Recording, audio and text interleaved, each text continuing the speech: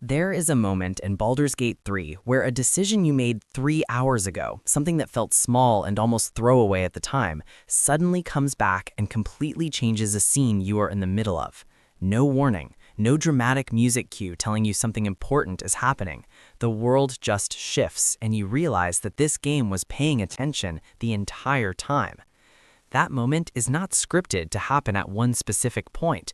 It happens differently for every single player, and that is the most honest summary of what Baldur's Gate 3 actually is. Released in full in August 2023 after a lengthy early access period, Baldur's Gate 3 from Larian Studios did something that the gaming industry genuinely did not see coming.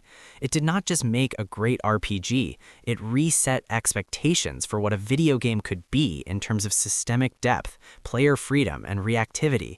And now, in 2026, with several years of perspective behind us, and with the gaming landscape having shifted significantly in response to what this game proved was possible, it is worth sitting down and really examining what Baldur's Gate 3 is, what it gets right, where it struggles, and why it is still one of the most important games of this entire generation.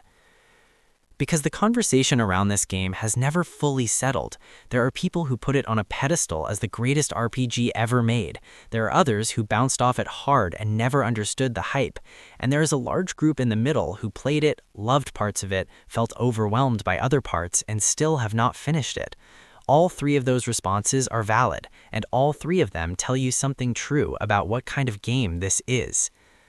Let us start with what Baldur's Gate 3 actually is at its foundation. This is a turn-based RPG built on the rule set of Dungeons & Dragons 5th edition. You create a character, choose a race, a class, a background, and then you're dropped into a world that is in the middle of a crisis. You and a group of other characters have been captured by mind flayers, alien creatures with the power to take over minds, and you've been infected with a tadpole that is slowly turning you into one of them. Getting that parasite out of your head is the central driving motivation of the entire game. Simple premise, but the execution of everything around that premise is anything but simple. The game is divided into 3 acts, and the tonal and structural shift between those acts is something that has been discussed endlessly in the community. Act 1 is set in a relatively contained wilderness area and a goblin-occupied region, and it is widely considered to be some of the best RPG design in modern gaming history. The density of quests, characters, secrets, and interconnected storylines in Act 1 is extraordinary. Every location has layers, every character has a perspective. Choices you make in one corner of the map ripple into situations happening on the other side. The pacing is excellent, the combat encounters are well designed and varied, and the sense of discovery is constant. You can spend 40 hours in Act 1 alone if you're thorough, and it never feels like padding. Act 2 shifts the tone dramatically. The environment becomes darker, more oppressive, built around a region called the Shadow-Cursed Lands, where the world itself is infected with a creeping darkness that kills anything it touches.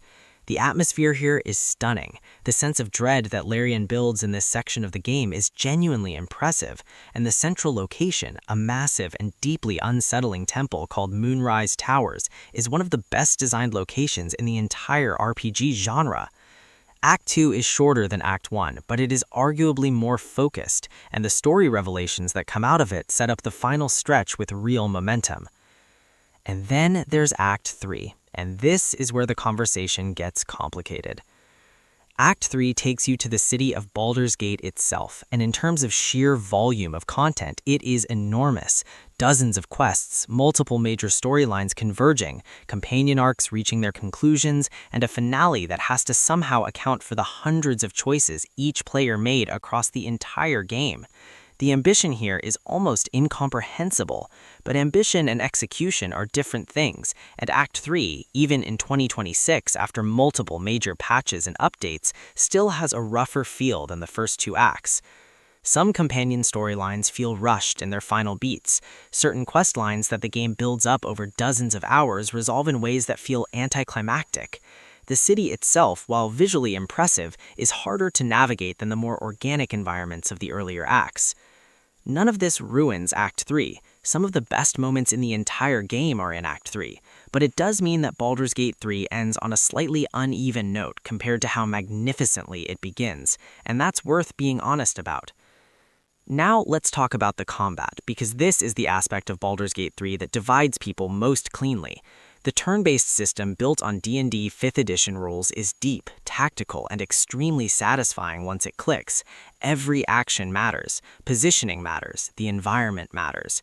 You can throw enemies off ledges, ignite oil slicks, shove characters into each other, cast spells that interact with other spells in chain reactions, and solve encounters in ways that feel genuinely creative and personal. When you pull off a sequence that works exactly the way you planned it, the combat system rewards you in a way that very few games can match. But the learning curve is steep, and that's putting it politely. Baldur's Gate 3 doesn't particularly enjoy explaining itself. The D&D rule set underneath the game is complex, and the game largely assumes you'll either already know it or figure it out through experimentation. Concepts like action economy, spell slots, concentration spells, advantage and disadvantage, saving throws, and the interaction of different status effects are all core to playing the game well. The tutorial introduces these ideas but doesn't deeply teach them, and for players who aren't familiar with tabletop RPGs, the early hours can feel like being dropped into the deep end of a pool and told that swimming is pretty intuitive if you just try it.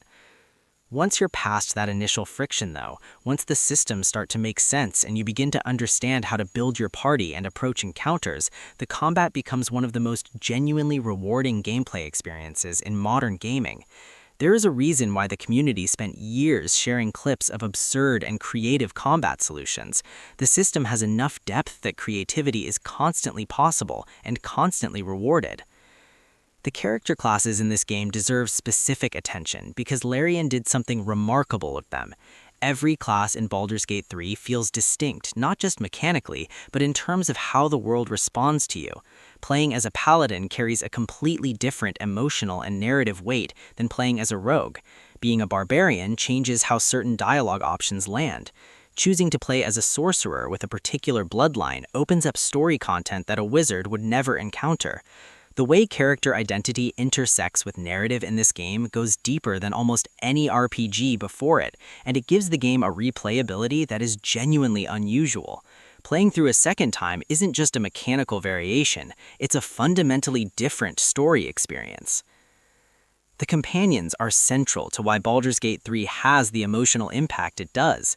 The main party companions, characters like Shadowheart, Astarion, Gale, Wazel, Will, and Karlach, are some of the most fully realized characters in RPG history. These are not followers who exist to fill roles in your party. They are people with complicated histories, contradictory motivations, genuine flaws, and arcs that can unfold in dramatically different ways depending on your choices and your relationship with them. Astarion, in particular, became a cultural phenomenon almost immediately after the game launched, and for good reason. His arc deals with trauma, autonomy, power, and what it means to want something better for yourself. It's handled with more nuance than most prestige television manages. The voice acting across the entire cast is exceptional. Every companion is fully voiced, and the performances carry enormous emotional weight.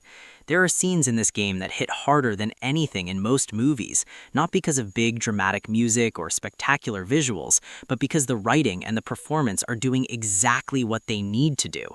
The scene where you finally learn the full truth of what happened to one particular companion and choosing not to name it because if you haven't experienced it yourself, you deserve to, is one of the most affecting moments in gaming in recent memory. It works because you earned it, because you spent dozens of hours with this person. That's the difference between games and other storytelling mediums, and Baldur's Gate 3 uses that difference brilliantly. Visually, this game was stunning at launch, and it remains impressive in 2026. The character models, particularly in close-up dialogue scenes, are detailed enough that subtle emotional expressions register clearly and add depth to every conversation. The environments are diverse and beautifully designed, ranging from sun-dappled forests to underground cities to gothic cityscapes. The lighting system in particular does exceptional work, especially in the darker environments of Act 2, where the way shadow and light interact creates a genuinely unsettling atmosphere. By modern 2026 standards, some of the larger outdoor environments show their age slightly, but the art direction is strong enough that the game still looks considered and intentional rather than dated. The music composed by Borislav Slavov is one of the great video game soundtracks of this generation.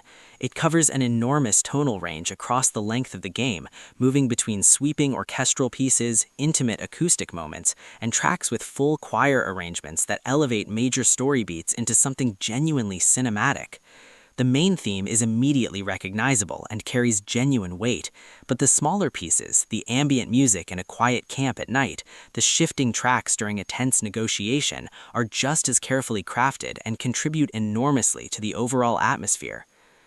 Technically, the launch story of Baldur's Gate 3 is worth discussing honestly because it's part of the game's history. The full launch in August 2023 was impressively stable for a game of this complexity, but there were bugs. Some of them were minor, some of them were significant. Act 3 in particular had technical issues at launch that compounded its structural weaknesses. Over the following months and years, Larian released substantial patches that fixed bugs, expanded content, added new endings,